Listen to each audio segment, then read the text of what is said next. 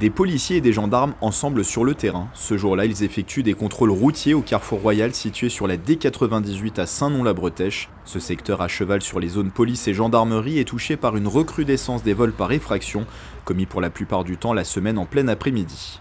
On a un phénomène de cambriolage dans ce secteur assez cossu et très pavillonnaire, qui est partagé entre les communes, par exemple l'Étang-la-Ville, Marly-le-Roi de mon côté, et côté gendarme, davantage Saint-Non-la-Bretèche, Bailly, etc.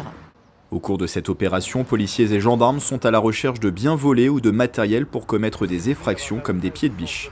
On travaille sous réquisition du procureur de la République qui nous autorise à ouvrir les coffres des véhicules qui nous paraissent suspects afin de procéder à une recherche de biens pourquoi pas dérobés ou de produits illicites à l'aide de notre maître de chien. Une action conjointe menée dans le cadre du plan départemental de restauration de la sécurité du quotidien.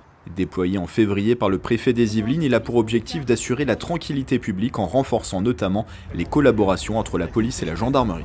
C'est une volonté de mettre plus de monde sur le terrain, c'est une volonté aussi d'avoir une réponse qui suit vraiment l'actualité de la délinquance.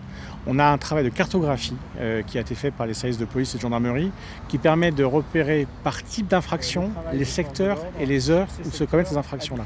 Donc on réagit, on met du monde sur le terrain et des opérations coordonnées. Amorcé au niveau national par le ministre de l'Intérieur, le plan se fixe 8 priorités, notamment la lutte contre les stupéfiants, les filières d'immigration clandestine et le travail dissimulé. Il entend agir aussi contre la délinquance dans les transports en commun, les violences urbaines ou encore renforcer les liens entre forces de l'ordre et habitants des Yvelines.